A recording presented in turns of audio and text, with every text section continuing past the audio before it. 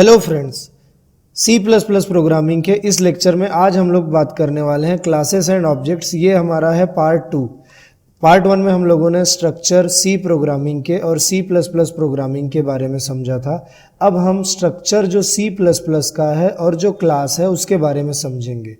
तो आइए मैं आप लोगों को एग्जाम्पल के थ्रू समझाता हूँ। ये सी प्लस प्लस का प्रोग्राम है जिसमें हम लोगों ने यहाँ पे फंक्शंस को भी लिखा हुआ है। मतलब इस स्ट्रक्चर के अंदर हमने फंक्शन को भी डिफाइन किया हुआ है। मेमोरी तो बनाई ही है डेटा टाइप की मदद से, साथ साथ फंक्शंस भी बनाए हैं। अब अगर मैं क्लास लिखता हूँ तो क्या डिफरेंस है? सेम आपको प्रोग्राम लिखना है। क्लास सेम मैं लिखता हूँ स्टूडेंट, उसके बाद फिर से करली ब्रैकेट, ये मैंने क्लोज किया, सेम जो मैंने वहाँ किया था यहाँ पे भी मेन उसी तरह से होने वाला है। और उसके बाद मैं लिखता हूँ, फिर से ऑब्जेक्ट बनाना है तो मुझे क्या लिखना पड़ेगा? देखिए यहाँ लिखा था student A1 A2, student A1 A2 कुछ भी लिख सकता हूँ, A1 लिख देता हूँ। इसका ये मतलब है कि अच्छा इसके अंदर क्या क्या है? इसके अंदर मैं लिख देता हूँ इंट रोल है, इंट मार्क्स है, इंट फ्लोट ले लेता हूँ, फ्लोट परसेंटेज की मैं बात कर रहा हूँ, परसेंटेज लिख देता हूँ। और साथ में फंक्शंस भी लिख सकते हैं हम किसी भी क्लास के अंदर। सेम कोड कर रहा हूँ मैं, ये मैंने ये भी लिख लिया। ओके, अच्छा इसका क्या मतलब है? सेम कोड मैंने लिखा हुआ है, जो मैंने स्ट्रक्चर में लिखा था वही वाला कोड मैंने यहाँ पे भी लिखा है, ये आप लोग देख सकते हो।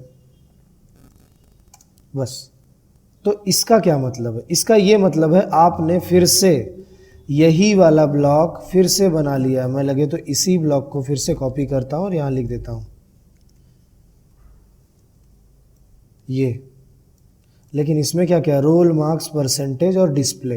रोल मार्क्स परसेंटेज आ जाएगा, ऐड की जगह इसका नाम इस समय हो जाएगा परसेंटेज। मैं लगे तो फिर से बनाता हूँ, तो ये मैंने बना लिया। यहाँ पे रोल है, मार्क्स है, परसेंटेज PER नाम है, इसका भी नाम रख देता हूँ PER।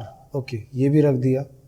और लेकिन जो लास्ट वाला ब्लॉक है उसका क्या नाम है? उसका नाम है, वो फंक्शन है एक डिस्प्ले, डिस्प्ले लिख देता हूँ खाली। हो गया, ये 4 ब्लॉक्स बनेंगे। लेकिन याद रखो ये चारों ब्लॉक्स प्राइवेट माने जाएंगे।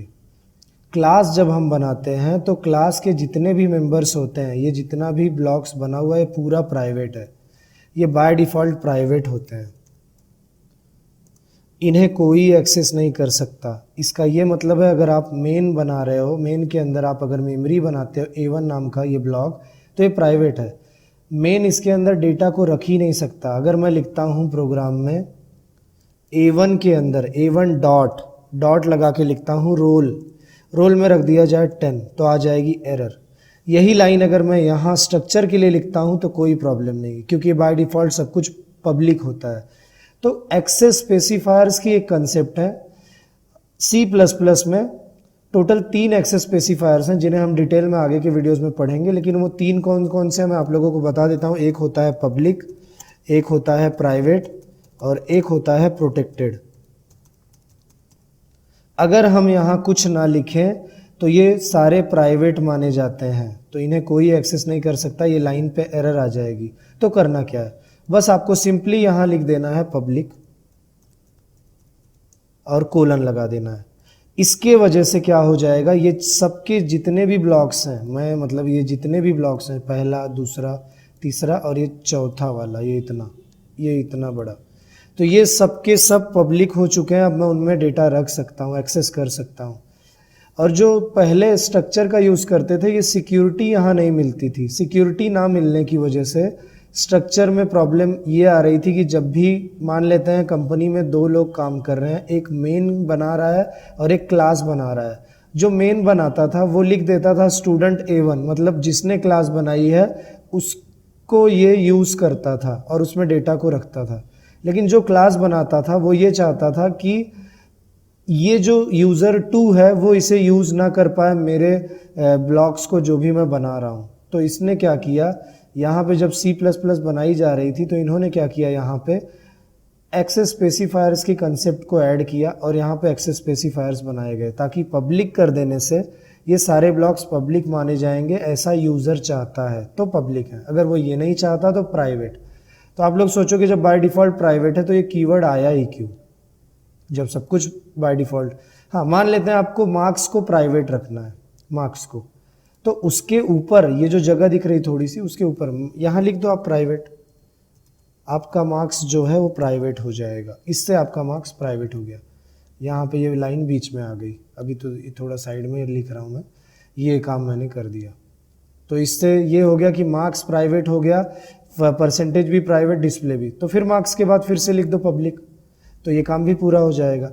तो आप लोगों को इस एक्सेस स्पेसिफायर्स की मदद से ऐसा करते आएगा कि आप चाहो तो जिन ब्लॉक्स को पब्लिक रखना चाहते हो रख सकते हो, जिस ब्लॉक को आप प्राइवेट रखना चाहते हो रख सकते हो।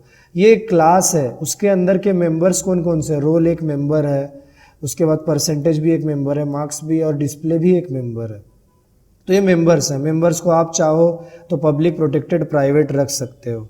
तो यही था, बाकी का इसके बारे में और स्टडी हम लोग करने ही वाले हैं आगे की वीडियोस में। मैं लगे तो आप लोगों को बताऊंगा कि किस तरह से प्रोग्राम लिखना है और उसमें किस तरह से समझना है। अगर आप लोगों को वीडियो पसंद आया तो वीडियो को लाइक कर लीजिए।